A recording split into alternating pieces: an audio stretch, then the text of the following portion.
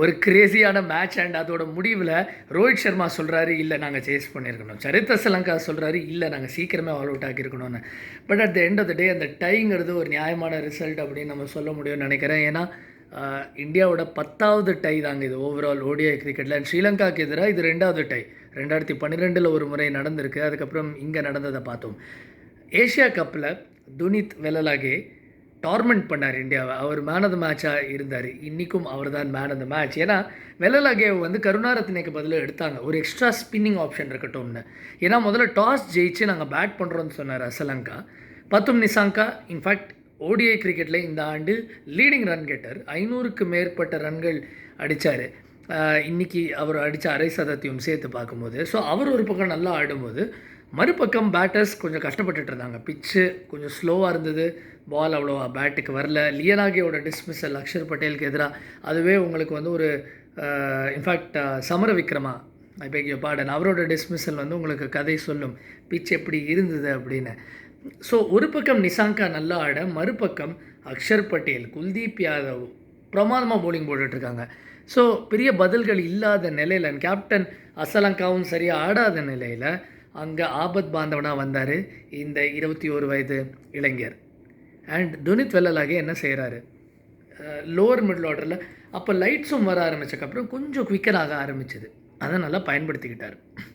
அவரும் லியனாகேவும் ஒரு குட்டி பார்ட்னர்ஷிப் ஸ்டிச் பண்ணார். லியனாகே அவுட் ஆனதுக்கப்புறமும் இவர் தன்னந்தனியாக ஆடி ஒரு 67 ரன்கள் 230 வரைக்கும் கொண்டு போயிட்டாங்க. பாசிபிளி ஒரு அபோவ் பார் டோட்டல் தான் இந்த சர்ஃபேஸில். சரி, அதுக்கப்புறம் இந்தியாவோட ரெஸ்பான்ஸ், ரோஹித் சர்மா என்ன செய்வார், கடந்த ஆண்டு உலகக்கோப்பையிலேருந்து அதிரடியாக அடித்து துவம்சம் பண்ணிகிட்டு இருந்தார்.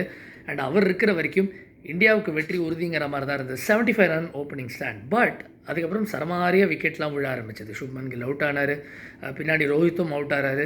அப்புறம் விராட் கோலி ஒரு நல்ல ஸ்டார்ட்டுக்கு அப்புறம் அவுட் ஆனதை பார்த்தோம். கேஎல் ராகுல் அண்ட் அக்ஷர் பட்டேல் ரீபில்ட் பண்ணுறாங்க, திரும்பவும் ஒரு சரிவு.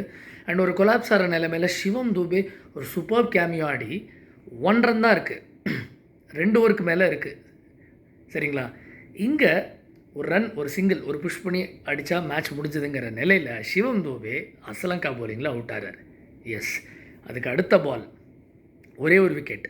முதல் பால் ஹர்ஷ்தீப் சிங் ஒரு வீசுறார், ஒரு வைல்ட் ஸ்வைப் கம்ப்ளீட்டாக மிஸ் பண்ணி அவர் லெக் பிஃபோர் ஆகிறாரு. Back to back 2 wickets. And Suryakumar Yadav அன்றைக்கி என்ன செஞ்சாரோ அதை இன்றைக்கி சரித் அசலங்கா செஞ்சு மொத்தமாக 3 விக்கெட் எடுத்தார். ஸ்பின்னர்ஸ் மொத்தமாக 9 விக்கெட் எடுத்து இந்தியாவை ஒரு டைக்கு பிரேக் போட்டு நிறுத்திட்டாங்க. ஒரு ஃபேசினேட்டிங் மேட்ச், ஒரு ஃப்ளாட் மேட்ச் தான். அதாவது 2 அணிகளும் நிறைய பிசகுகள் செஞ்சாங்க, பிழைகள் செஞ்சாங்க.